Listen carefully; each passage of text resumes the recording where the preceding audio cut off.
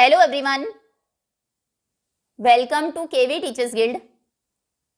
सो बच्चों, ये है second part 9th class maths के chapter I am up and down and round की एंड ऑफ चैप्टर एक्सरसाइजेस का।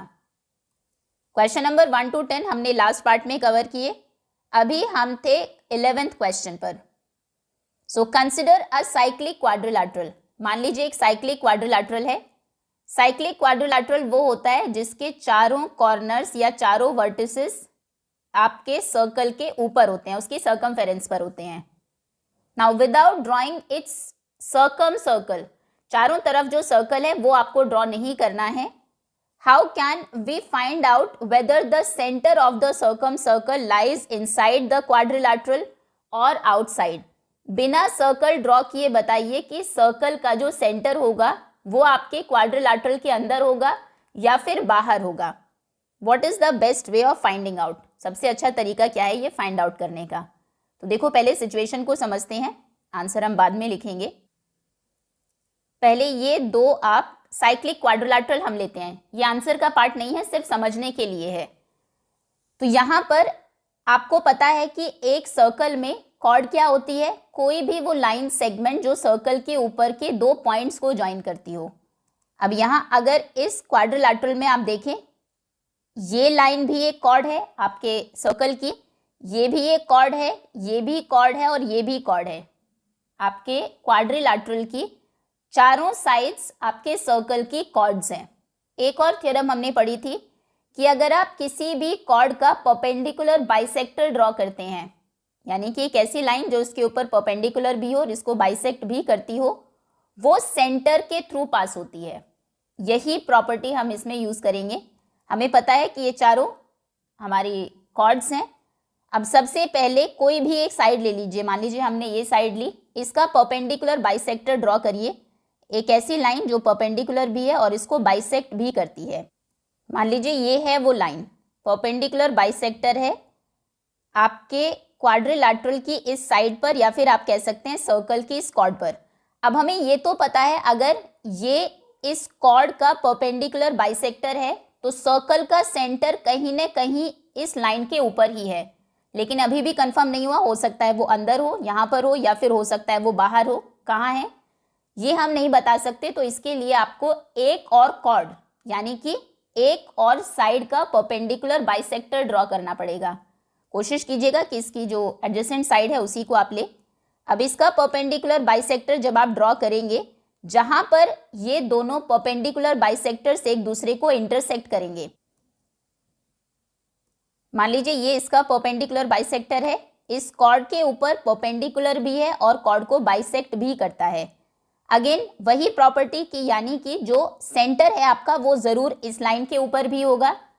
अब सेंटर इस लाइन के ऊपर भी होना चाहिए, इस लाइन के ऊपर भी होना चाहिए, यानी कि वो पॉइंट सेंटर है जो इनका कॉमन पॉइंट है, जहां पर ये दोनों मिल रहे हैं, ये आपका सेंटर हो गया। इस तरह से हम सेंटर फाइंड करते हैं। तो पता लग गया आपको कि सेंटर आपके क्वाड्रिलैटरल के बाहर है। यहां से अगर इस क्वाड्रिलैटरल में आपको फाइंड करना हो, वही करेंगे आप। किसी भी एक साइड का परपेंडिकुलर बाइसेक्टर ड्रॉ करिए। मान लीजिए आपने इस साइड का परपेंडिकुलर बाइसेक्टर ड्रॉ किया। ये एक ऐसी लाइन जो इसके ऊपर परपेंडिकुलर भी है इस कॉर्ड के ऊपर और इसको बाइसेक्ट भी करती है। तो यानी कि परपेंडिकुलर बाइसेक्टर के ऊपर ही कहीं ना कहीं सेंटर होगा। अब एक और साइड का, या तो इस साइड का परपेंडिकुलर बाइसेक्टर ड्रॉ कर दीजिए या फिर इस साइड का। ये यहाँ पर आपने 90 डिग्री का एंगल बनाते हुए मिड पॉइंट पर 90 डिग्री का एंगल बनाया।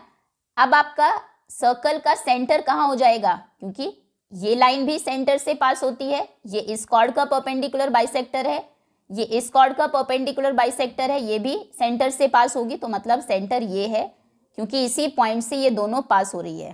तो ये कहाँ है? ये आपके क्वाड्रिलैटरल के अंदर है। क्लियर है? ये क्वेश्चन कई बार ऐसे भी आता है, आपको दो कॉर्ड्स दे देंगे और बोलेंगे इन दोनों कॉर्ड्स को यूज करके सर्कल का सेंटर फाइंड करिए। तो तरीका हमारा वही रहता है, इसका हम परपेंडिकुलर बाइसेक्टर करते हैं, इसका जहां पर दोनों मिलते हैं वही आपका सेंटर हो जाता है। ठीक है, लेकिन ये सिर्फ समझने के लिए था। आपके क्वेश्चन में उसने कहा है कि सिर्फ क्वाड्रिलैटरल होगा, ये चारों तरफ जो सर्कल आपने ड्रॉ किया है ये नहीं होगा। तो ये नहीं है, ये सिचुएशन है आपकी। तो इस तरह से ये पिक्चर आप ड्रॉ करेंगे। ये इसलिए बनाया था ताकि आपको कॉन्सेप्ट समझ में आए। अब बस जो हमने समझा है उसी को आपको वर्ड्स में लिखना है। आंसर नंबर 11 आप कहेंगे ऑल 4 वर्टिसेस, चारों वर्टिसेस जो होते हैं आपके क्वाड्रिलैटरल के, वो किसके ऊपर होते हैं? वो सर्कल के ऊपर होते हैं। Vertices of a cyclic quadrilateral lie on the circle, चारों सर्कल के ऊपर होते हैं। साइक्लिक की डेफिनेशन यही है, यानी कि हर एक साइड जो होगी आपके क्वाड्रिलैटरल की वो क्या बन जाएगी? वो हमारे सर्कल की कॉर्ड्स बन जाएंगी। So each side of the quadrilateral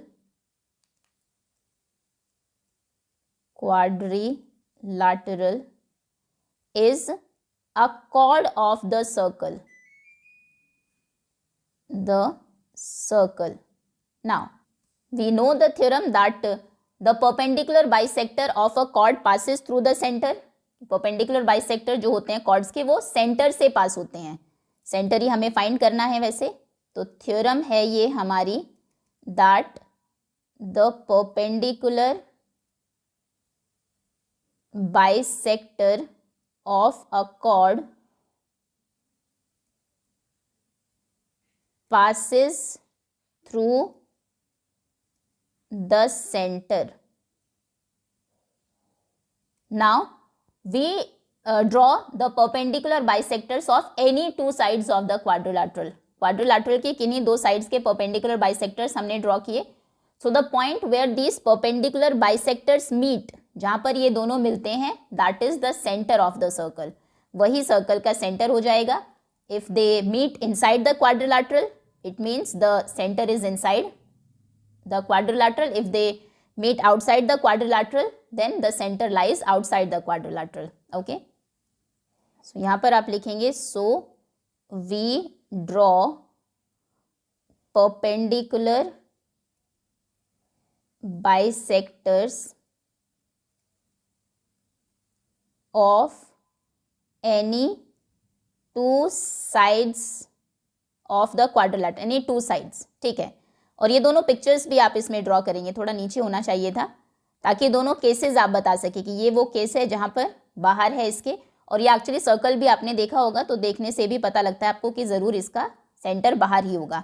similarly इस सर्कल में सेंटर अंदर होगा आपके क्वाड्रिलैटरल के। सो यहाँ पर इसके सामने या इसके नीचे आप लिखेंगे if the perpendicular bisectors meet, perpendicular bisectors meet inside the quadrilateral, अगर वो क्वाड्रिलैटरल के आउटसाइड, पहले बाहर वाला लिख रहे हैं, if they meet outside the quadrilateral, अगर वो क्वाड्रिलैटरल के बाहर मिलते हैं जैसा कि इस केस में हो रहा है, then the centre lies outside the quadrilateral, तो यानी कि सेंटर क्वाड्रिलैटरल के बाहर है। इस तरह से आप सेंटर फाइंड करते हैं। The point where they meet, the perpendicular bisectors meet, it is the centre of the circle, वो सर्कल का सेंटर ही होता है। ये लाइन भी वैसे हमें लिखनी चाहिए थी, ऑफ टू साइड्स एंड, चलिए इसे शिफ्ट करके थोड़ा सा स्पेस बना देते हैं। The point where these perpendicular bisectors meet, LAR, bisectors meet is the, या intersect is the center of the circle. Circle. Okay. चलिए अब आ जाते हैं, हम लिख रहे थे कि अगर परपेंडिकुलर बाइसेक्टर्स, क्योंकि क्वेश्चन में पूछा था अंदर होगा या बाहर, ये आपको बताना है, तो अगर वो बाहर मिलते हैं तो यानी कि सेंटर बाहर है the quadrilateral, then the centre lies outside the quadrilateral,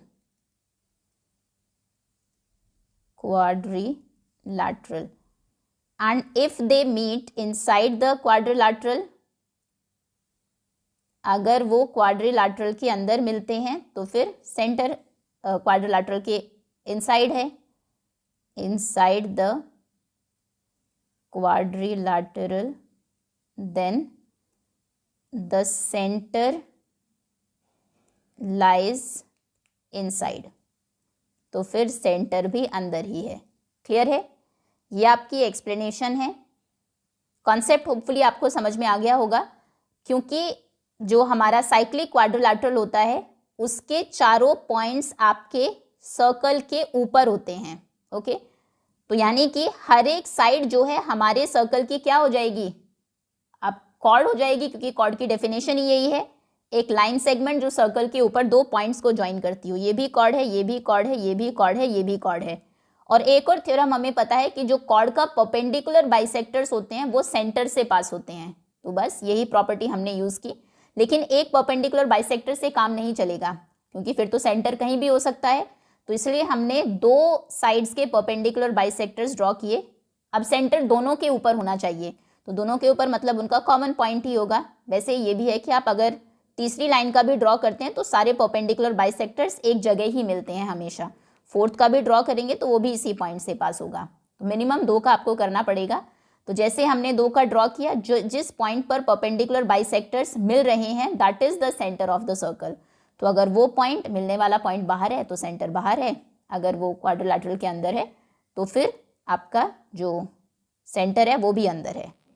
okay, next. Now, when two chords intersect, each of them is divided into two line segments. जब दो chords एक दूसरे को intersect करती है तो दोनों दो parts में divide हो जाती है। ये वाली chord में एक ये part हो गया, एक ये इस part में divide हुई। सिमिलरली दूसरी का भी एक ये part है और एक ये part है ना, दो parts में divide हो गई। Now, show that if the intersecting chords are of equal length, अगर दोनों कॉर्ड्स की लेंथ इक्वल थी, कोई भी बड़ी या छोटी नहीं है, then the line segments of one chord are equal to the corresponding segment of the other chord. तो आपको प्रूव करना है कि एक कॉर्ड के जो दो पार्ट्स बने हैं वो कॉरेस्पॉन्डिंगली दूसरी कॉर्ड्स के बने दोनों पार्ट्स के इक्वल है। मान लीजिए ये आपका सर्कल है, दिस इज आंसर नंबर 12। दो कॉर्ड्स बनाइए जो कि इक्वल लेंथ की भी लगे और दोनों एक दूसरे को इंटरसेक्ट भी करती हो। मान लीजिए एक कॉर्ड है ए बी, एक कॉर्ड है एक्स वाई। आपको गिवन है ए बी इक्वल है एक्स वाई के। गिवन लिख देते हैं पहले, A B is equal to X Y. अब जिस पॉइंट पर इन दोनों ने इंटरसेक्ट किया है तो आप देखेंगे दो सेगमेंट्स में डिवाइड हो गई। अगर ये जो पॉइंट पर दोनों मिली है इसको हमने क्या नाम दे, इसको नाम दे देते हैं एम। चलिए, तो एक्स वाई के दो पार्ट्स क्या हो गए, एक्स एम और एम वाई, और ए बी के हो गए ए एम और एम बी। आपको प्रूव करना है कि जिन दो पार्ट्स में वो डिवाइड हुई हैं वो आपस में कॉरेस्पॉन्डिंगली इक्वल है, यानी कि एक्स एम इक्वल है ए एम के और एम बी इक्वल है एम वाई के। यह आ जाएगा टू प्रूव में। प्रूव हमें क्या करना है, पार्ट्स इक्वल करने हैं, यानी कि एक्स एम इक्वल करना है ए एम के एंड एम बी इक्वल होना चाहिए किसके, एम वाई के। एक्चुअली अगर एक ही इक्वल हो गया, मान लीजिए आपने एक्स एम और इसको इक्वल कर दिया तो दूसरा तो अपने आप ही इक्वल हो जाएगा, क्योंकि अगर हम कहें ये दोनों साइड्स, दोनों जो कॉर्ड्स हैं इक्वल थी, मान लीजिए दोनों की लेंथ 12 सेंटीमीटर थी। अब अगर ये दोनों इक्वल हो जाएंगे, मान लीजिए दोनों 4 सेंटीमीटर के हो गए, तो बाकी जो बचे हुए हैं वो तो 12 - 4 अपने आप ही 8 इक्वल हो जाएंगे। तो कोई भी एक पार्ट अगर आप इक्वल प्रूव कर दें, या तो ये इसके कर दीजिए या ये इसके, तो दूसरा अपने आप हो जाएगा। दोनों करने की ज़रूरत नहीं है। अब इसमें कुछ कंस्ट्रक्शन हमें करनी है। कंस्ट्रक्शन में सबसे पहले ये मान लीजिए इसका सेंटर था, सेंटर को आप ज्वाइन करिए एम से, ये जो पॉइंट ऑफ इंटरसेक्शन है दोनों का। कंस्ट्रक्शन को जनरली हम डॉटेड लाइन से शो करते हैं। तो पहली कंस्ट्रक्शन है ज्वाइन ओ एम। उसके बाद ओ से परपेंडिकुलर ड्रॉ करिए दोनों कॉर्ड्स ए बी और एक्स वाई के ऊपर, परपेंडिकुलर और बाइसेक्टर, यानी कि जो हम डिस्टेंस के लिए यूज़ करते थे। ये है दो परपेंडिकुलर बाइसेक्टर्स, इनको नाम दे देते हैं। मान लीजिए ये है P, ये है Q। ओके, अब देखिए सबसे पहले हम ये जो ट्रायंगल है PMO, इसको कॉन्ग्रुएंट प्रूव करेंगे QMO के। इन दोनों ट्रायंगल्स को कॉन्ग्रुएंट करेंगे। 3 चीज़ें आपको ढूंढनी है। सबसे पहले तो आप देखेंगे दोनों में MO इक्वल है, इस ट्रायंगल का पार्ट भी है MO और इस ट्रायंगल का पार्ट भी है। उसके बाद दूसरा, यहाँ पर इस ट्रायंगल में एंगल P 90 डिग्री है, इस ट्रायंगल में एंगल क्यू 90 डिग्री है। तीसरी चीज कौन सी इक्वल होगी, थर्ड इक्वल होगा ओपी ओ क्यू के। क्यों? क्योंकि ये दोनों कॉर्ड्स इक्वल थी और हमने थ्योरम पढ़ी है that equal chords are equidistant from the centre. जो बराबर कॉर्ड्स होती हैं वो सेंटर से इक्वल डिस्टेंस पर होती है, और ये सेंटर से कॉर्ड की डिस्टेंस ही तो है अगर आपने परपेंडिकुलर्स ड्रॉ किए हैं। ओके, तो जॉइन ओ एम, अच्छा दो कंस्ट्रक्शन थी, then O P is perpendicular to A B and O Q is perpendicular to X Y. Okay, अब आ जाते हैं प्रूफ पर। इन ट्रायंगल, सीधा कॉन्ग्रुएंट ही करते हैं सबसे पहले। In triangle M P O and M Q O, दोनों में क्या है, सबसे O OM is equal to OM। Reason क्या है, कॉमन है दोनों में। Then angle P is equal to angle Q। क्यों? क्योंकि दोनों 90 डिग्री है, ईच 90 डिग्री। अब तीसरा जो लिखने वाले हैं उसका रीजन प्रॉपर देना पड़ेगा आपको। हम लिख देते हैं OP is equal to OQ, लेकिन रीजन में पूरी थ्योरम आप लिखेंगे that equal because since A B was equal to X Y, क्योंकि आपको गिवन था ए बी और एक्स वाई इक्वल है, and equal chords are equidistant from the centre. Okay, इसलिए ये इनकी सेंटर से डिस्टेंस है, तो ये दोनों आपस में इक्वल है, ओपी और ओक्यू। तीन चीजें इक्वल हो गई तो ट्रायंगल्स क्या हो जाएंगे, कॉन्ग्रुएंट। लेकिन कॉन्ग्रुएंसी का रीजन क्या है, ये एक साइड है, ये एक एंगल है, और ये साइड तो नहीं है, इधर वाली साइड है, तो एस एस ए तो कोई रूल होता नहीं है। यहाँ पर है राइट एंगल, देन हाइपोटेनियस और साइड, RHS की वजह से दोनों कॉन्ग्रुएंट होंगे। तो ट्रायंगल MPO कॉन्ग्रुएंट हो जाएगा ट्रायंगल MQO के by RHS, right angle, hypotenuse and side. अब अगर ये दोनों ट्रायंगल्स इक्वल हो गए तो ये जो MO है ये इक्वल हो जाएगा MQ के। अब देखो इसका क्या यूज है, हम कहेंगे MP is equal to MQ by CPCT, corresponding part of congruent triangles.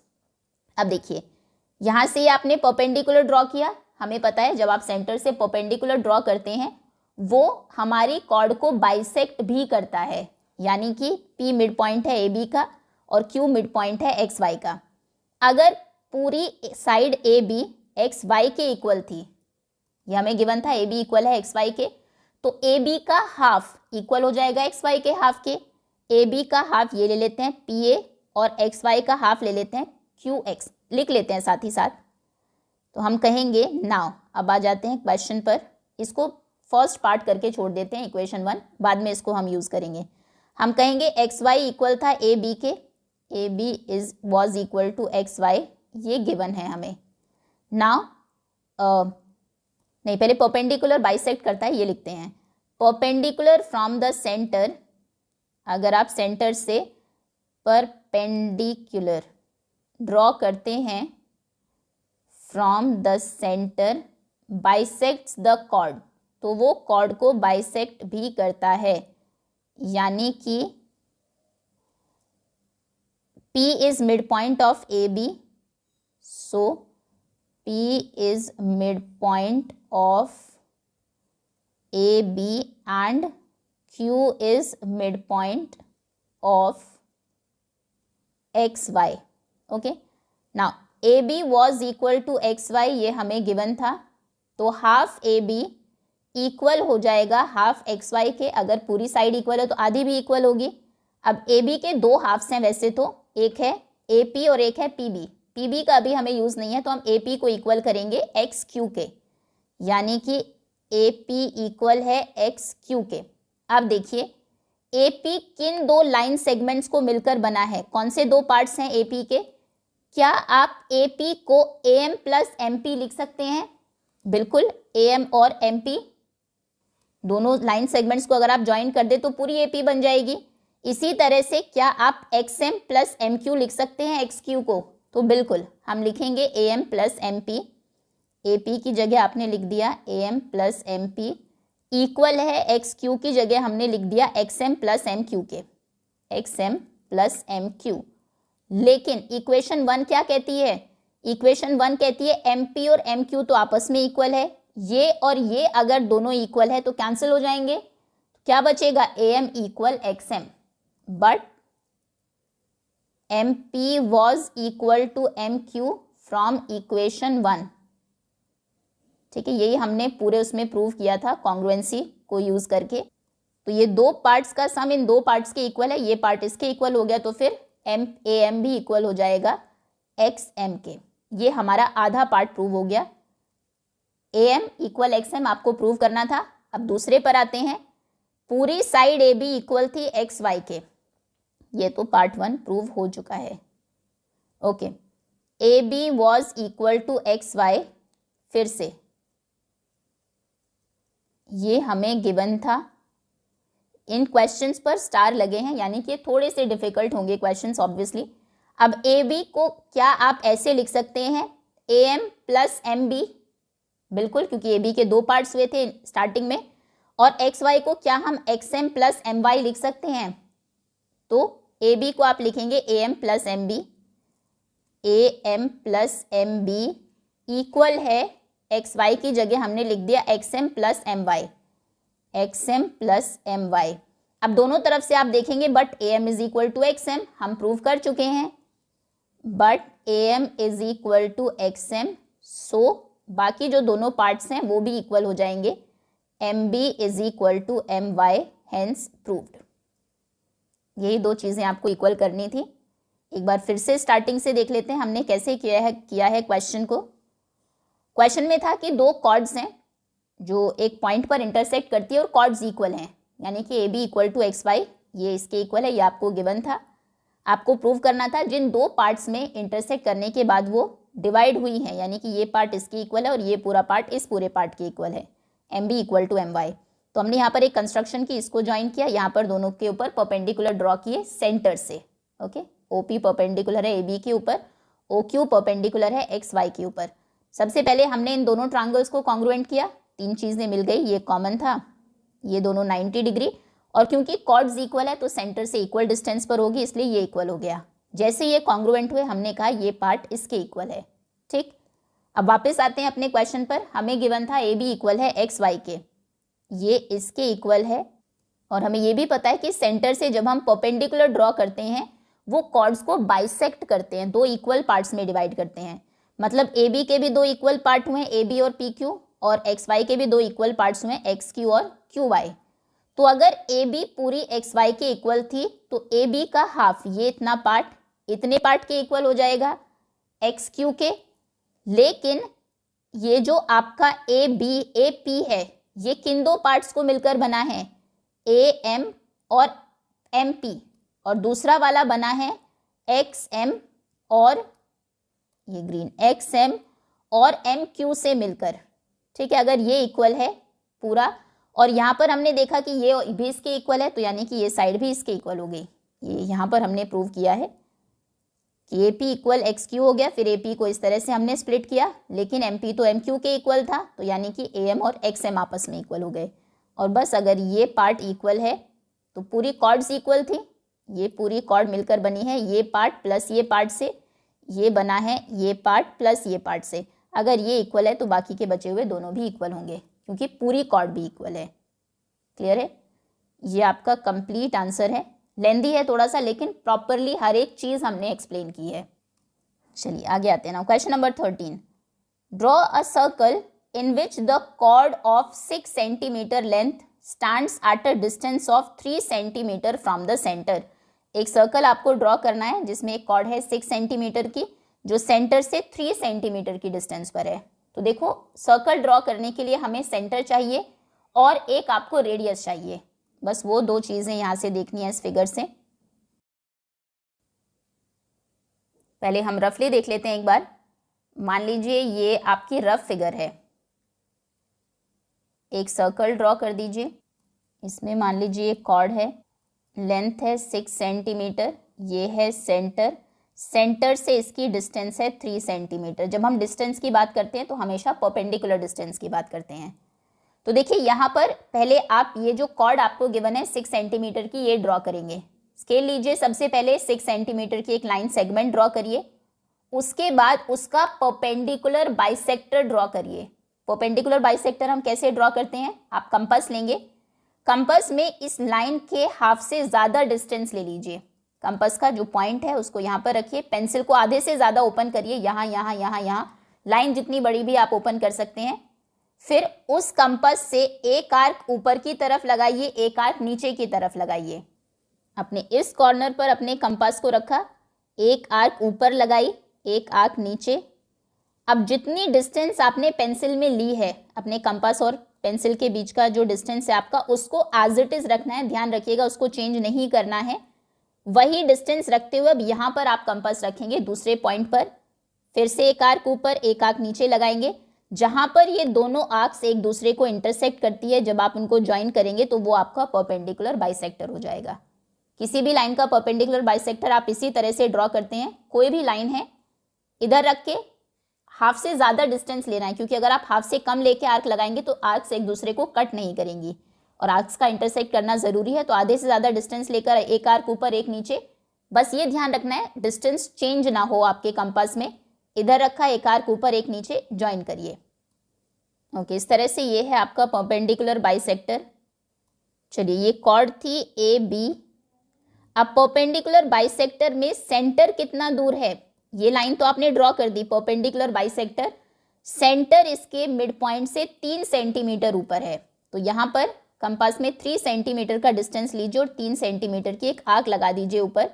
ये आपका हो जाएगा पॉइंट ओ, जहाँ पर वो आर्क कट करेगी आपके इस परपेंडिकुलर बाइसेक्टर को। ओ मिलते ही आपको मिल गया सेंटर। देखो, ये कॉर्ड, ये सेंटर, सेंटर के बाद आपको सिर्फ रेडियस चाहिए। तो यहाँ से रेडियस कैसे हम निकालते हैं, अगर आप ओ को ए से ज्वाइन कर दे या फिर बी से, किसी भी एक पॉइंट से ज्वाइन कर दे, वो आपकी रेडियस मिल जाएगी। तो अब आपको ज्वाइन करना है ओ ए को इस तरह से, या स्ट्रेट भी कर सकते हैं, डॉटेड लाइन ज़रूरी नहीं है। ये आपकी रेडियस है, ये आपका सेंटर है। कंपास लीजिए, कंपास को यहाँ पर रखिए, पेंसिल को यहाँ तक ओपन करिए और एक सर्कल ड्रॉ कर दीजिए। देखो, कुछ इस तरह से आपका सर्कल बनेगा, जिसमें ए और बी दोनों से पास होगा वो सर्कल, क्योंकि ये डिस्टेंस भी सेम ही है। ओ आपका सेंटर हो जाएगा। क्लियर है, ये आपकी कंस्ट्रक्शन है। इसके स्टेप्स एक बार हम लिख लेते हैं। First, draw a line segment A B equal to 6 centimetre. 6 centimetre की एक लाइन सेगमेंट आपने ड्रॉ की। Then draw its perpendicular bisector. Perpendicular bisector draw किया। परपेंडिकुलर बाइसेक्टर ड्रॉ करने का पूरा प्रोसेस नहीं बताना है, वो आपने आई थिंक 7th या 8th में सीख लिया होगा। उसके बाद आपने परपेंडिकुलर बाइसेक्टर पर एक पॉइंट ओ मार्क किया, जो आपके सेंटर पॉइंट से 3 सेंटीमीटर की डिस्टेंस पर है। Now on perpendicular bisector mark a point O, एक पॉइंट O हम मार्क करेंगे, सच दैट, इस तरह से, दैट, इसको हमने नाम नहीं दिया ना, इसको M नाम दे देते हैं। इस तरह से that OM is equal to 3 centimetre. OM आपका 3 सेंटीमीटर है। ज्वाइन ओ ए को ज्वाइन करिए। Then with centre O, centre लीजिए ओ को, एंड रेडियस लीजिए ए ओ को, ओ ए या ए ओ, ड्रॉ अ सर्कल। ये आपके कंस्ट्रक्शन के स्टेप्स हैं। Okay, now show that rectangle is the only parallelogram that can be inscribed in a circle. एक सर्कल में अगर आपको पैरेललोग्राम को इंस्क्राइब करना है तो आप तब तक नहीं कर पाएंगे जब तक कि वो रेक्टेंगल ना हो। रेक्टेंगल ही एक खाली पैरेललोग्राम हो सकता है जिसे आप सर्कल के अंदर ड्रॉ कर सकते हैं। तो एक जो पैरेललोग्राम है वो रेक्टेंगल कब बन जाता है, क्योंकि पैरेललोग्राम में बाकी सारी प्रॉपर्टीज होती हैं, सिर्फ उसके एंगल्स 90 नहीं होते। एक भी एंगल 90 हो गया तो वो एक रेक्टेंगल बन जाएगा। तो देखिए, पैरेललोग्राम की ये प्रॉपर्टी है एंगल से रिलेटेड कि उसके ऑपोजिट एंगल्स इक्वल होते हैं। लेकिन जो आपका सर्कल होता है, सर्कल के अंदर एक क्वाड्रिलैटरल, यानी कि जो साइक्लिक क्वाड्रिलैटरल होता है, उसमें ऑपोजिट एंगल्स का सम 180 होता है। इक्वल भी है, 180 भी है, यानी कि ये दोनों 90 ही होंगे डेफिनेटली। यानी कि जो आपने एक पैरेललोग्राम ड्रॉ किया है वो एक ही पैरेललोग्राम आप ड्रॉ कर सकते हैं which is a rectangle. Answer number 14 हम कहेंगे, मान लीजिए ABCD एक पैरेललोग्राम है इनसाइड द सर्कल। आप कोशिश भी अगर करेंगे तो पैरेललोग्राम आप ड्रॉ नहीं कर पाएंगे इसमें। अगर हम ऐसे करें, थोड़ा भी स्लैंटिंग करें इस साइड को, तो दूसरी साइड उतनी स्लैंटिंग जाएगी तो वो बाहर ही चली जाएगी। तो ये डेफिनेटली आपको एक रेक्टेंगल ही ड्रॉ करना पड़ेगा। ये है मान लीजिए ABCD, हम नहीं कह रहे कि ये रेक्टेंगल है, हम कह रहे हैं कि ये एक पैरेललोग्राम ही है। Let ABCD be a parallelogram inscribed in a circle, inscribed in a circle. Now opposite angles of a parallelogram are equal. एक पैरेललोग्राम के ऑपोजिट एंगल्स इक्वल होते हैं।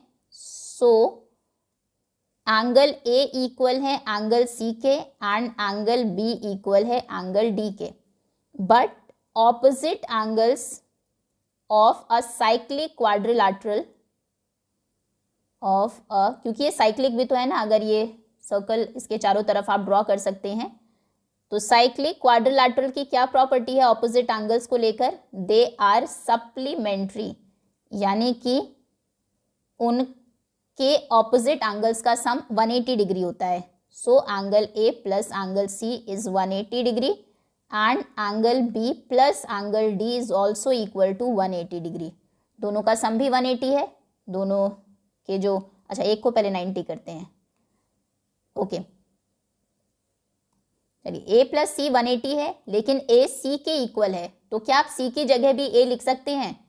बिल्कुल, आप कहेंगे angle A plus angle A equal to 180 degree लिख देते हैं।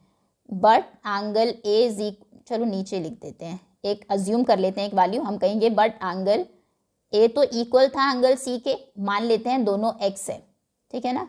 x प्लस x कितना हो जाएगा?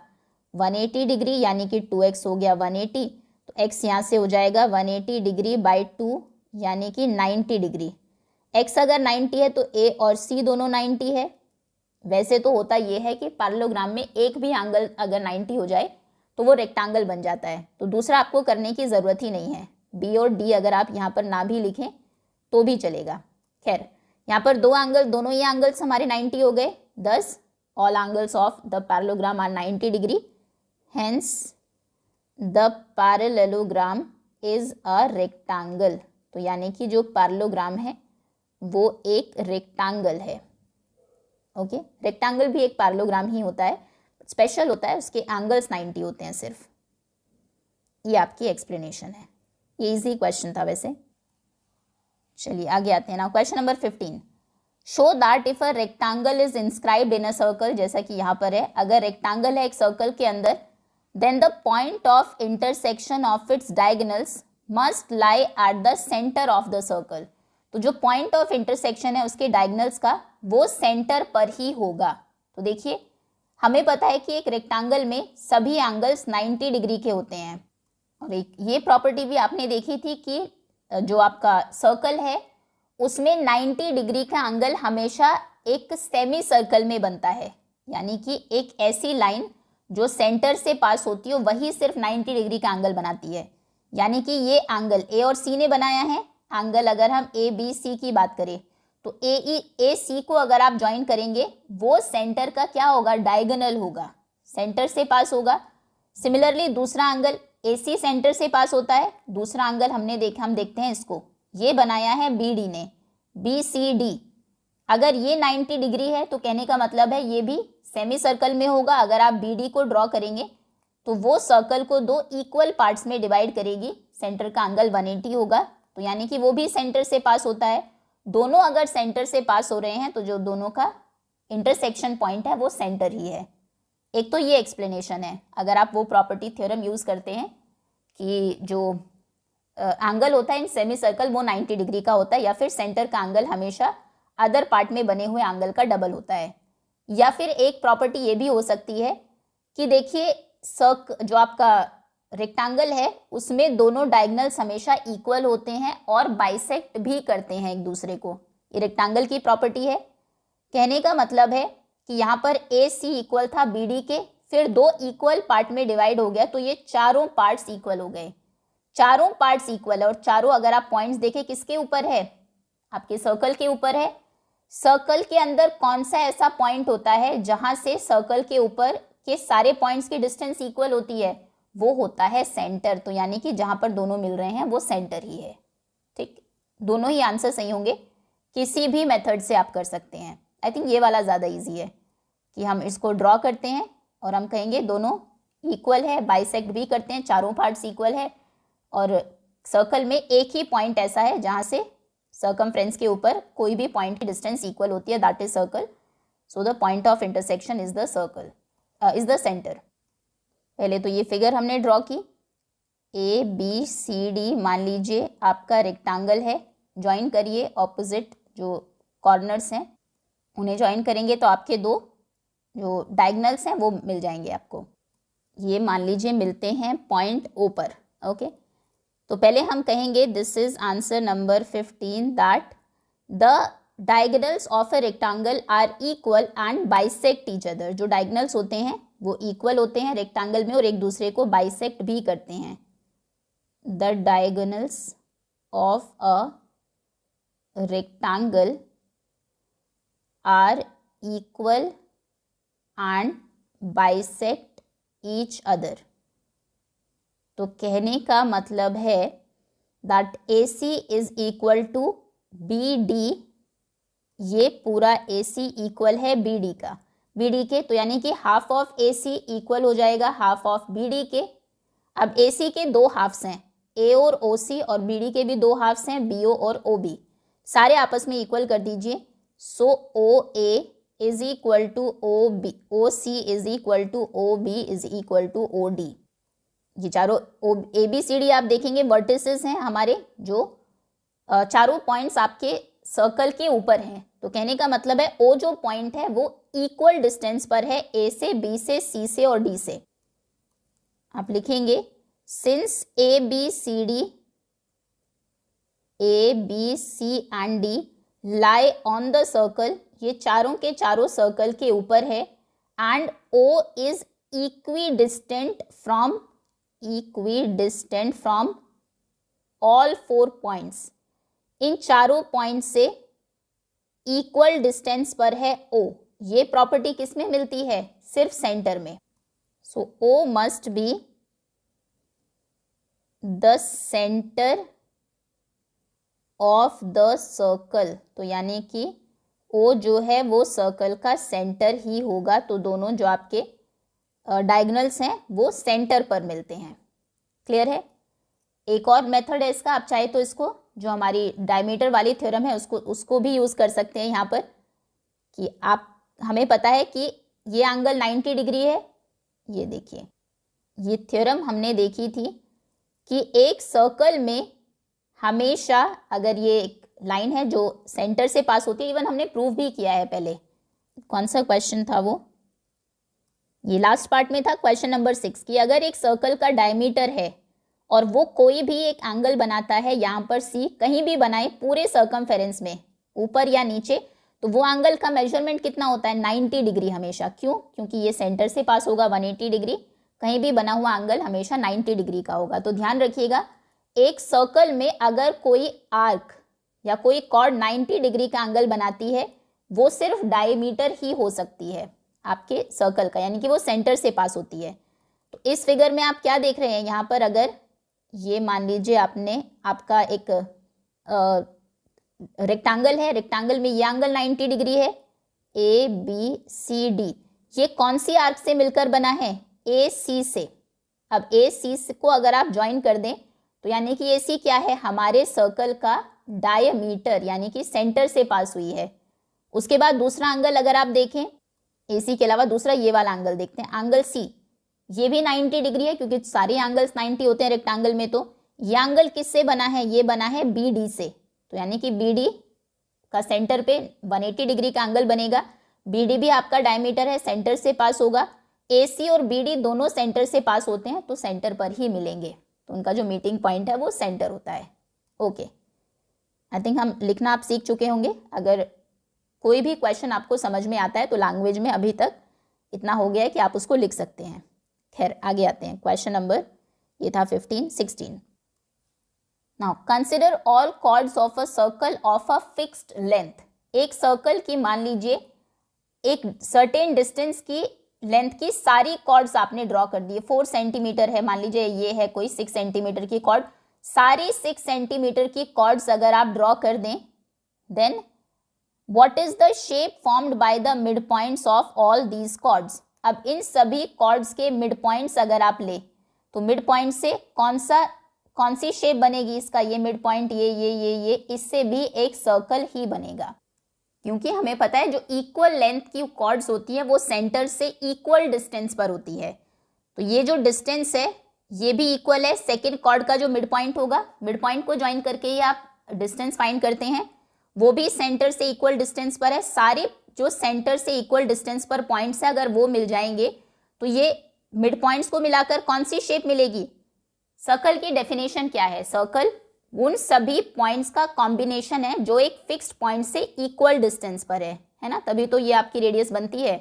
तो यानी कि ये जो शेप बनेगी उन सभी को ज्वाइन करके वो एक सर्कल होगी, जिसका सेंटर भी वही होगा जो आपके मेन सर्कल का सेंटर था। मान लीजिए ये आपका सर्कल है, कुछ इक्वल कॉर्ड्स इसमें ड्रॉ कर देते हैं। ये मान लीजिए कुछ कॉर्ड्स हैं और ये इनके मिड पॉइंट्स हैं, ये इस कॉर्ड का मिड पॉइंट है, मिड पॉइंट्स, ठीक है। उसने तो कहा है कि सारी इक्वल लेंथ की कॉर्ड्स आपको ड्रॉ करनी है, यानी कि यहाँ से ये अगर इक्वल है एक और कॉर्ड से, इस तरह से हर एक कॉर्ड। चलिए खैर हमने कुछ एक ड्रॉ किया। अब हम कहेंगे जब हम सेंटर को ज्वाइन करेंगे इन मिड पॉइंट से तो वो जो पॉइंट्स होंगे वो सभी परपेंडिकुलर हो जाएंगे, और हमें पता है कि जो डिस्टेंस है वो हमेशा इक्वल होती है। परपेंडिकुलर होते ही डिस्टेंस मिल गई आपको पॉइंट और सेंटर और जो कॉर्ड है उनके बीच की। ये है आंसर नंबर 16। आप लिखेंगे a line drawn from the centre to the mid point of the chord. अगर सेंटर से कॉर्ड के मिड पॉइंट तक एक लाइन आप ड्रॉ करते हैं that is perpendicular to the chord, is perpendicular to the cord.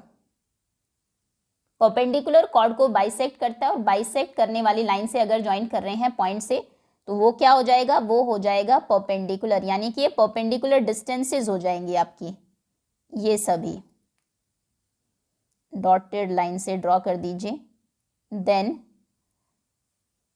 The equal chords also, जो equal chords होती हैं they are equidistant from the centre, वो सभी सेंटर से इक्वल डिस्टेंस पर होती है, तो फ्रॉम द सेंटर, यानी कि ये जो सारी डिस्टेंसेस हैं ये सभी आपस में इक्वल है। तो जब आप इनको ज्वाइन करेंगे तो एक सर्कल फॉर्म करेंगे, क्योंकि सभी पॉइंट्स इक्वल डिस्टेंस पर है, सर्कल जिसका सेंटर ओ ही होगा।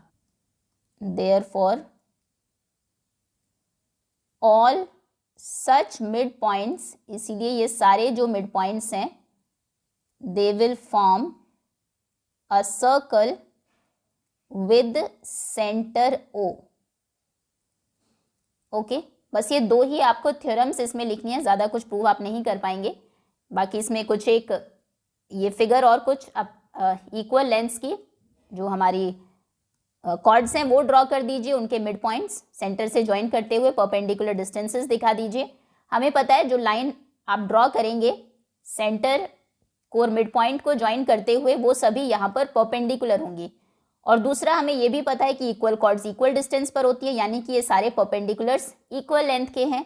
तो जब आप इनको ज्वाइन करेंगे एक सर्कल बनेगा जो सेंटर से इक्वल डिस्टेंस पर होगा, यानी कि जहाँ पर ये सभी पॉइंट्स मिल रहे हैं ये आपका सेंटर हो जाएगा। Okay, next question number 17, in a circle with centre O, एक सर्कल है, सेंटर है O, the chords A B and A C are congruent, एक पॉइंट ए से ही दोनों कॉर्ड्स बनी है, ए बी और ए सी कॉन्ग्रुएंट है, मतलब उनकी लेंथ इक्वल है। ड्रॉ करते हैं साथ ही साथ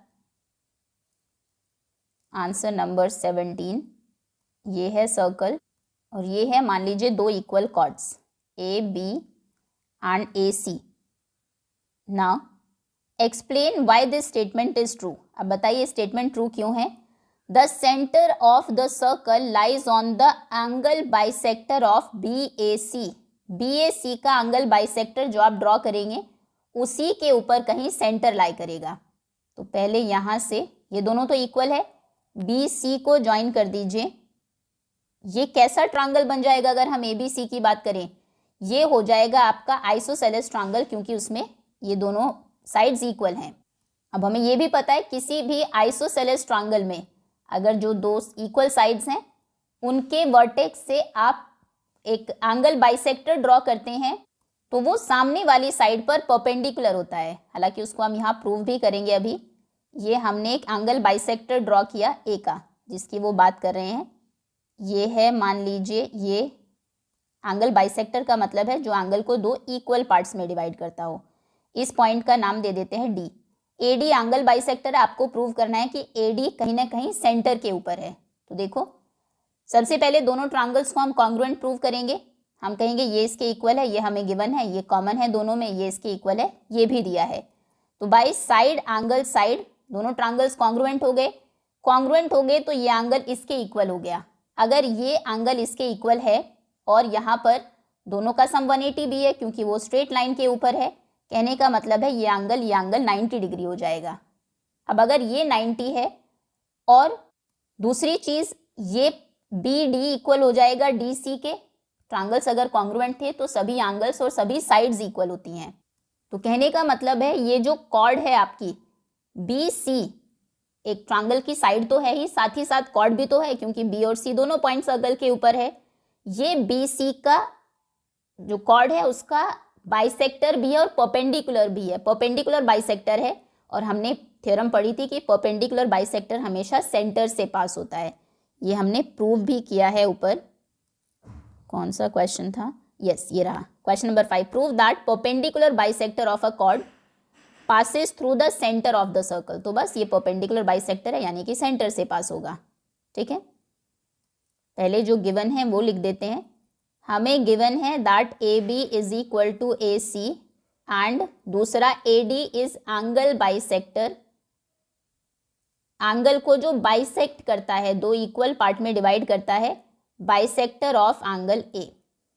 ओके, ये था ना, आपको गिवन था A B and A C are congruent. Congruent मतलब कॉर्ड्स इक्वल हैं and centre lies on the angle bisector of B A C, B A C का एंगल बाइसेक्टर। ठीक है, अब आते हैं टू प्रूव पर। प्रूव इसमें क्या करना है, that A centre lies on A D, centre lie करता है एंगल बाइसेक्टर यानी कि ए डी के ऊपर। Centre of the circle lies on A D. Okay, इसमें कंस्ट्रक्शन हमने किया है, बी सी को ज्वाइन किया है। कंस्ट्रक्शन आप लिखेंगे ज्वाइन बी सी। चलिए अब स्टार्ट करते हैं प्रूफ।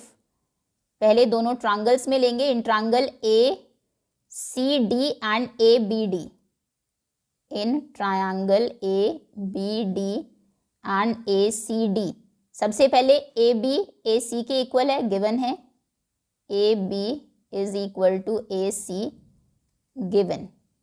उसके बाद ये angle B A D equal है सी ए डी के, angle B A D is equal to angle C A D, ये भी हमें गिवन है क्योंकि ये एंगल ए का बाइसेक्टर है, मतलब उसको दो इक्वल पार्ट्स में डिवाइड करता है। उसके बाद ए डी के इक्वल है, दोनों ट्रायंगल में कॉमन है, ए डी कॉमन। तो ट्रायंगल्स कैसे हो जाएंगे? Congruent. Triangle A B D is congruent to triangle A C D. Reason क्या है? साइड एंगल साइड, दो साइड्स और उनके बीच का एंगल। अब अगर ये कॉन्ग्रुएंट हो गए तो एक तो आपको बी डी इक्वल है डी सी के, ये पता लगा, ऊपर से ये एंगल इसके इक्वल है, एंगल पहले लिख देते हैं, B D is equal to C D and angle A D B equal angle A D C, angle A D B is equal to angle A D C, D C, ये भी C P C T से, ये भी C P C T से।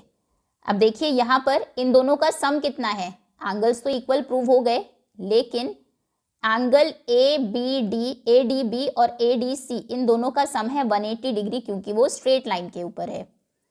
But angle A D B plus angle A D C is equal to 180 degree, angles on straight line, straight line. तो क्या आप यहाँ पर ए डी बी की जगह ए डी सी या ए डी सी की जगह ए बी डी लिख सकते हैं? किसी की भी एक ही वैल्यू दूसरे उसमें पुट कर दीजिए ताकि आप उनको ऐड कर पाए। तो ए डी सी की जगह भी हम ए डी बी लिख देते हैं, या दोनों को एक्स भी मान के आप कर सकते हैं, उसमें एक स्टेप एक्स्ट्रा लगेगा तो यही कर देते हैं।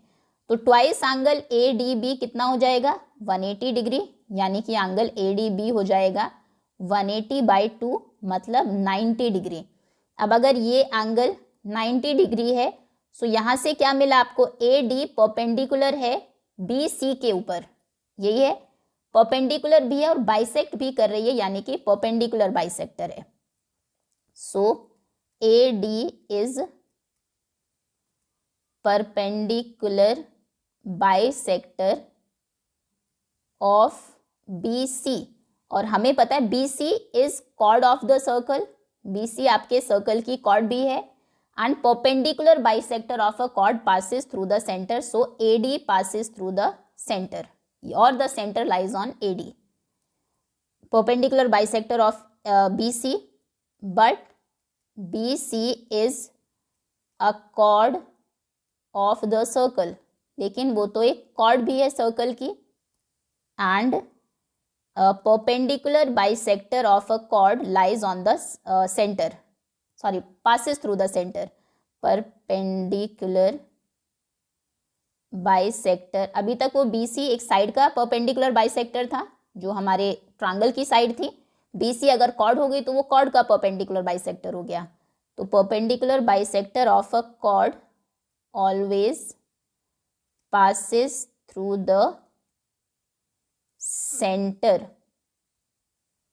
so center lies on AD, तो सेंटर लाई करता है AD के ऊपर, centre of the circle lies on AD, यही हमें प्रूव करना था, हेंस प्रूव्ड।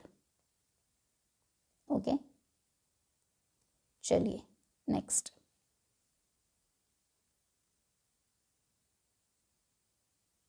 ये आपका कंप्लीट आंसर है। नाउ क्वेश्चन नंबर 18, टोटल कितने हैं इसमें, 26। चलिए 18 करते हैं। 2 पैरेलल कॉर्ड्स, इस पर स्टार नहीं लगा है, मतलब ये कंपैरेटिवली इजी होगा क्वेश्चन। 2 पैरेलल कॉर्ड्स हैं of length 10 centimetre and 24 centimetre are on the same side of the centre of a circle, वो सर्कल के सेंटर के सेम साइड पर है। दोनों को आप ऊपर बना लीजिए या फिर सेंटर के नीचे, बिलो द सेंटर। मान लीजिए ये आपका सर्कल है, आंसर नंबर 18, और ये मान लीजिए दोनों कॉर्ड्स हैं, एक की लेंथ है 10 सेंटीमीटर, 10 सेंटीमीटर, और ये है पूरी 24 सेंटीमीटर की, 24 सेंटीमीटर। ना on the same side, okay, ये सेंटर है, दोनों सेंटर से नीचे की तरफ हमने ली है। The distance between the chords is 7 centimetre. अच्छा, कॉर्ड्स के बीच में डिस्टेंस, क्योंकि कॉर्ड्स तो पैरेलल है, आप कोई भी डिस्टेंस ले सकते हैं, ये, लेकिन हमें पता है कौन सा डिस्टेंस हमारे काम का है, हम डिस्टेंस लेंगे ये वाला। अगर आपने दोनों कॉर्ड्स पर परपेंडिकुलर ड्रॉ किया सेंटर से, तो ये जो डिस्टेंस है ये है 7 सेंटीमीटर, ये 7 सेंटीमीटर है, ये 10 सेंटीमीटर है, और ये अभी तो 12 हो जाएगा। एक काम करते हैं, यहाँ पर ये O है, ये मान लीजिए AB कॉर्ड थी, ये XY थी, इधर लिख लेते हैं। AB है पूरी 24 सेंटीमीटर की, XY है 10 सेंटीमीटर, और ये इनको नाम दे देते हैं पॉइंट MN। MN के बीच की डिस्टेंस है 7 सेंटीमीटर, ठीक है। Question is find the radius of the circle. आपको सर्कल की रेडियस फाइंड करनी है, चाहे आप ओ ए फाइंड कर लीजिए या ओ एक्स फाइंड कर लीजिए, दोनों को ही ज्वाइन कर देते हैं। मान लीजिए ये आपकी दोनों रेडियस है, रेडियस को आर नाम दे देते हैं, लेंथ हमने आर ले ली, ठीक है। ओके, नाउ एम एन आपको पता है 7 है, यहाँ पर ओ एम मिसिंग है अभी। अच्छा, अगर एक एक ट्रांगल्स की हम बात करें, पहले आप ये ट्रांगल अगर लेंगे, ट्रांगल ओ ए एम, जैसा जनरली हम पहले करते थे, तो इसमें ए एम तो आपको पता है 12 का हाफ हो जाएगा, सॉरी 24 का हाफ 12 हो जाएगा, ये भी मिसिंग है और ये साइड भी मिसिंग है। दूसरे ट्रांगल में भी अगर आप देखेंगे ये पूरी साइड मिसिंग है, आपको एक्स एन पता है 10 का हाफ यानी कि 5 हो जाएगा, और आर भी मिसिंग है। तो एक काम करते हैं, ये 7 सेंटीमीटर आपको दिया है, ओ एम को हम एक्स ले लेते हैं, मान लीजिए ओ एम है एक्स, ठीक। अब प्रॉपर्टी लिखते हैं पहले कि हमेशा परपेंडिकुलर जब हम ड्रॉ करते हैं सेंटर से, यहाँ पर ओ एम परपेंडिकुलर है ए बी के ऊपर, एंड ओ एन परपेंडिकुलर है किसके, एक्स वाई के ऊपर, ठीक है। Perpendicular from the centre bisects the chord. Chord को हमेशा बाइसेक्ट करता है परपेंडिकुलर जो आप ड्रॉ करते हैं सेंटर से, तो कहने का मतलब है एम ए बी का मिड पॉइंट है और एन एक्स वाई का मिड पॉइंट है। So M is mid point of A B and N is mid point of X Y. Okay, तो यहां से एक्स एन और ए एम कितना हो जाएगा, so A M is half of A B, यानी कि हाफ ऑफ ए बी कितना है 24 यानी कि 12 सेंटीमीटर, एंड एक्स एन हो जाएगा हाफ ऑफ एक्स वाई का हाफ ऑफ 10 यानी कि 5 सेंटीमीटर, ठीक है। ये ए एम और एक्स एन आपको मिल गए। अब हम सबसे पहले बात करते हैं ट्रांगल ओ ए एम की, जो एक राइट एंगल ट्रांगल है, पाइथागोरस उसमें यूज करेंगे। हम कहेंगे in triangle O A M, O A M में एज पर पाइथागोरस थ्योरम, पाइथागोरस के अकॉर्डिंग क्या होगा, 90 डिग्री के सामने, इस ट्रांगल को देखिए, सिर्फ 90 डिग्री के सामने वाली साइड हाइपोटेनियस होती है, यानी कि आर स्क्वायर इक्वल हो जाएगा, पहले ए ओ स्क्वायर इक्वल होगा O M plus A M square के, ओ ए स्क्वायर इक्वल होगा O M plus M A square, M A, yes. Okay, M A आपने एम ए या ए एम आप फाइंड कर चुके हैं, 12 है, तो इसकी जगह हमने रखा 12 स्क्वायर। ओ एम आपने कितना लिया था, ओ एम हमने अज्यूम किया था कि एक्स है, इसकी जगह हमने एक्स स्क्वायर लिख दिया, और ओ ए कितना है आर, रेडियस है ओ ए, उसको आर स्क्वायर लिख दिया। ये आपकी पहली इक्वेशन हो गई। ना एक्स पता आपको ना आर पता आपको, तो आप यहाँ कुछ नहीं कर सकते। अच्छा, 144 ज़रूर कर लेते हैं, एक स्टेप और बढ़ा लीजिए, यानी कि आर स्क्वायर इक्वल है एक्स स्क्वायर प्लस 144 के, ये हो गई हमारी फर्स्ट इक्वेशन। अब देखिए सेकेंड इक्वेशन बनेगी दूसरे ट्रांगल से। इस ट्रांगल में भी यहाँ पर ये 90 डिग्री है, 90 डिग्री के सामने वाली साइड हाइपोटेनियस हो जाएगी, मतलब ओ एक्स स्क्वायर इक्वल है O N square plus X N square के। नाउ इन ट्रांगल, क्या नाम है इस ट्रांगल का, O X N, O X N में क्या है, O X square is equal to O N square plus X N square. X N आपने फाइंड किया था, एक्स एन जो हाफ था एक्स वाई का वो 5 सेंटीमीटर था, ये हो जाएगा 5 स्क्वायर। ओ एक्स क्या है, ओ एक्स आपकी रेडियस है, तो ये आर स्क्वायर हो जाएगा। और यहाँ से बताइए ओ एन कितना होगा, ये ओ एन पूरा, ओ एन में ये एक्स है यहाँ से यहाँ तक, और ये है 7, दोनों कॉर्ड्स के बीच की डिस्टेंस 7 थी, तो क्या आप ओ एन को x प्लस 7 लिख सकते हैं, बिल्कुल। आप कहेंगे यहाँ पर x प्लस 7 का होल स्क्वायर हो जाएगा, ठीक है, एंड प्लस 5 स्क्वायर, क्लियर। अब आर स्क्वायर की वैल्यू पुट कर दीजिए फ्रॉम इक्वेशन 1, आर स्क्वायर हमें पता है एक्स स्क्वायर प्लस 144 था, तो put value of R square की वैल्यू हमने पुट की फ्रॉम इक्वेशन 1। आर स्क्वायर क्या था, एक्स स्क्वायर प्लस 144, तो आर स्क्वायर की जगह हमने लिख दिया x square plus 144, this is equal to x plus 7 whole square plus 5 square. क्या एक्स प्लस 7 होल स्क्वायर को हम एक्सपांड कर सकते हैं a plus b whole square से? बिल्कुल, ये हो जाएगा a square plus 2ab plus b square 7 square plus 5 square. ये एक्सपांड किया इसको आइडेंटिटी को यूज करके, इधर एक्स स्क्वायर ही रखिए, x square plus 7 2 jar 14, x plus 49 plus 25। X square cancel हो जाएंगे दोनों तरफ से, अभी कैंसिल कर दीजिए या फिर एक स्टेप और आपको बढ़ाना पड़ेगा। एक्स स्क्वायर इस तरफ आएगा, माइनस एक्स स्क्वायर होगा, फिर कैंसिल हो जाएगा। लेकिन ये प्रॉपर्टी होती है कि LHS RHS में दो टर्म्स अगर बिल्कुल सेम है और सेम साइन के साथ, ये भी पॉजिटिव ये भी पॉजिटिव, तो वो कैंसिल हो जाती है। अब क्या बचा, 144 equal to 14x plus 9 5 14 1 carry हुआ, 4 प्लस 1 5 6 7 74। इधर ले आइए, माइनस कर दीजिए 74 को, ये होगा 144 minus 74 is equal to 4x, 4 minus 4 0, 14 minus 7 7 equal to 14x। तो x यहाँ से हो जाएगा 70/14, 14 5 jar 70।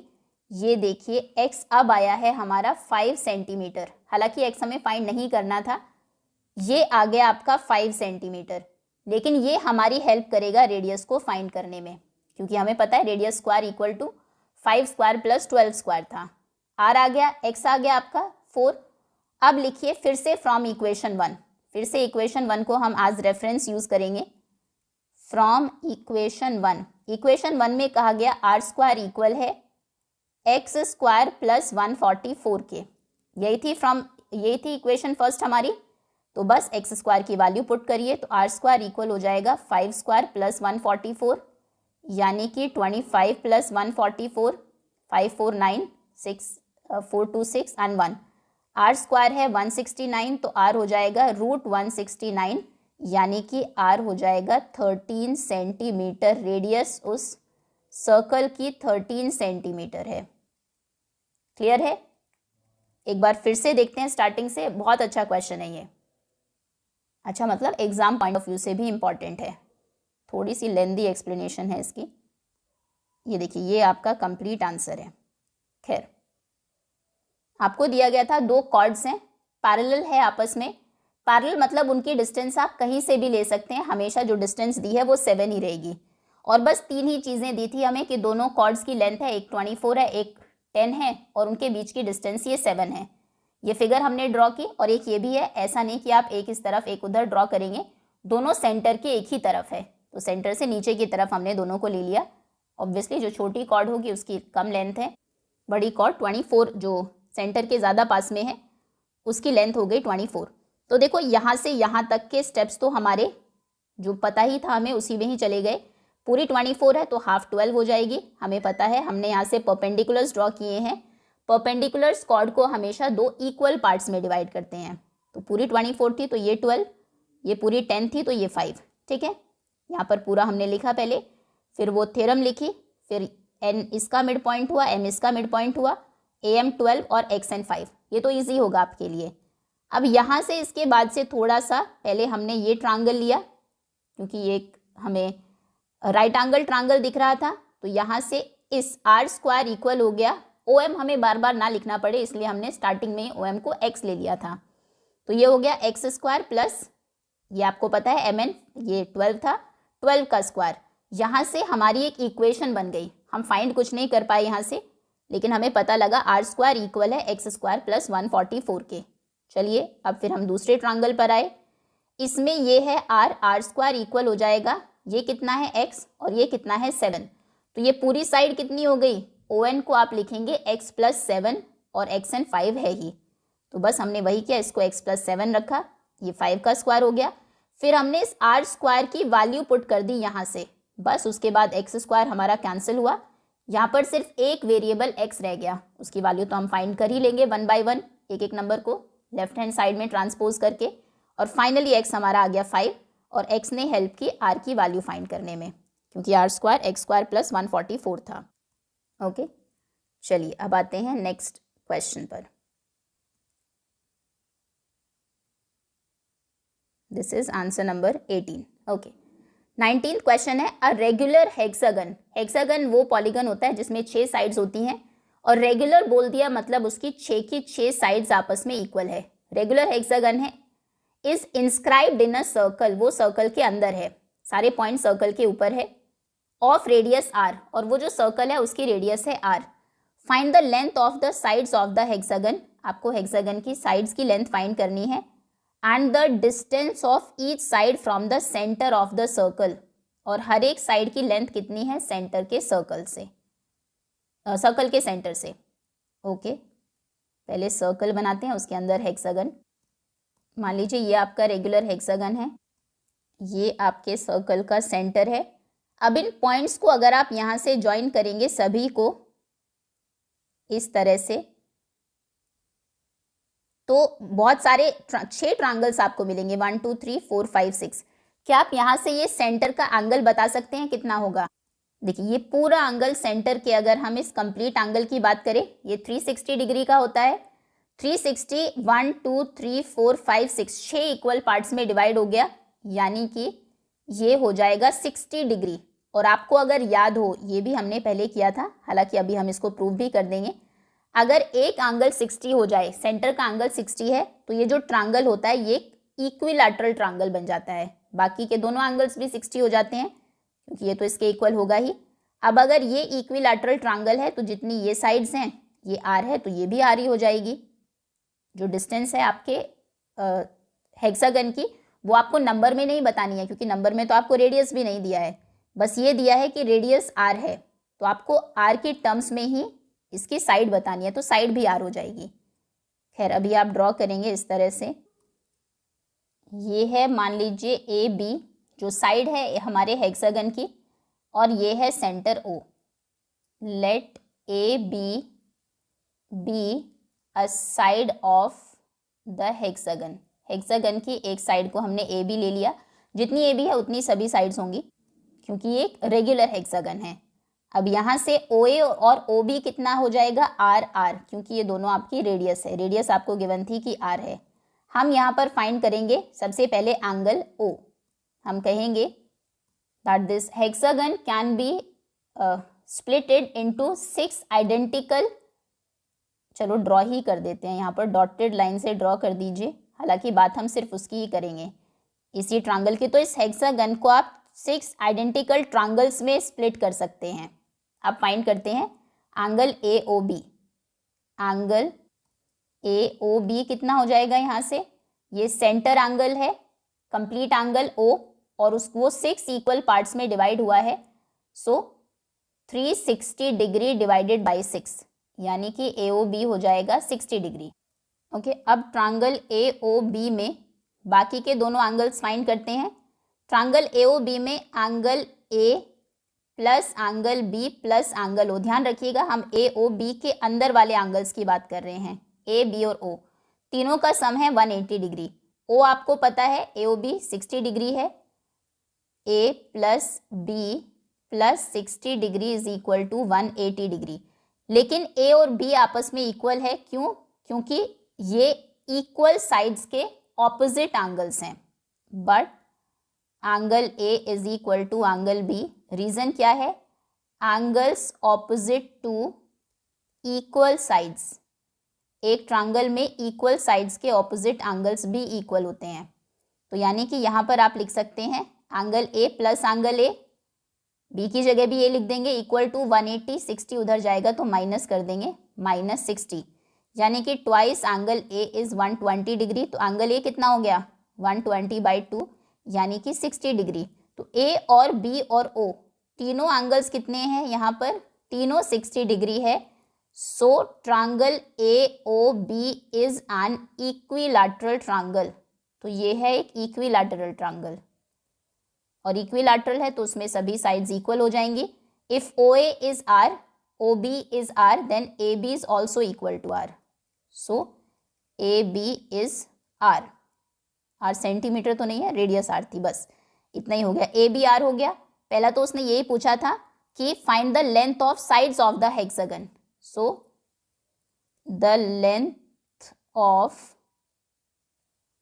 The sides of the hexagon are R, ठीक है, वो आर है जितना, यानी कि रेडियस होगा उतना ही आपके जो हेक्सागन है उसकी साइड्स होंगी। अब आपको फाइंड करना था कि उसमें से हर एक साइड की सेंटर से डिस्टेंस कितनी है। सेंटर से डिस्टेंस की अगर हम बात करेंगे तो हम परपेंडिकुलर डिस्टेंस की ही बात करेंगे। ये मान लीजिए डिस्टेंस है आपकी, ये पॉइंट ले लेते हैं हम एम। अब आपको फाइंड करना है ओ एम कितना है, तो ट्रायंगल ओ ए एम में देखते हैं। इन triangle now OM is perpendicular on AB, OM perpendicular है AB पर, और जब आप परपेंडिकुलर ड्रॉ करते हैं सेंटर से, हालांकि ये साइड है लेकिन AB कॉर्ड भी है एक कॉर्ड के ऊपर, तो वो उसको बाइसेक्ट करता है, यानी कि AB बाइसेक्ट हो गई AM और MB में, ये भी यहीं पर लिख देते हैं। OM परपेंडिकुलर है AB पर and perpendicular from the center bisects the chord, so M is midpoint of AB, तो इसलिए M midpoint है AB का, तो यहाँ से AM और MB कितना हो जाएगा, AB का हाफ, तो यानी कि AM हाफ ऑफ AB है, यानी कि AM कितना है, हाफ ऑफ R, या फिर R/2 भी आप कह सकते हैं। ये भी R/2 है और ये भी R/2 है। तो देखिए ये ट्रायंगल ले लीजिए, इसमें आपको ये R पता है, ये R/2 पता है, OM आप फाइंड कर देंगे, हालांकि R की टर्म्स में ही आएगा, बट ठीक है। अब हम लेते हैं इन ट्रायंगल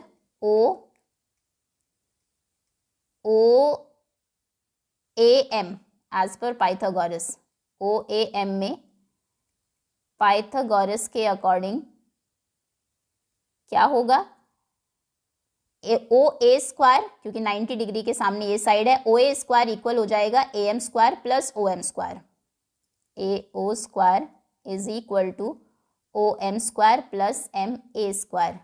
तो MA या फिर AM है R/2, इसकी जगह लिखा R/2 का स्क्वायर, ब्रैकेट में रखना मत भूलिएगा क्योंकि R और 2 दोनों का स्क्वायर करना है। OM तो हमें फाइंड करना है, OA है R, OM स्क्वायर, चलिए ये हो जाएगा R square equal to OM square plus R square by 4, R square by 4 को LHS में ले आते हैं, R square minus R square by 4 is OM square, तो ये हो जाएगा 4 1 जार 4, 4R square minus R square, LCM 4 ले लेते हैं by 4, 4R square minus R square हो जाएगा 3R square by 4 equal to OM square. OM कितना हो जाएगा, स्क्वायर इधर आएगा तो रूट हो जाएगा 3R स्क्वायर बाई 4 का, 3 का रूट 3 रहेगा, R स्क्वायर का रूट R हो जाएगा, स्क्वायर और रूट कैंसिल होके R बाहर, और 4 का रूट होता है 2, तो ये OM है।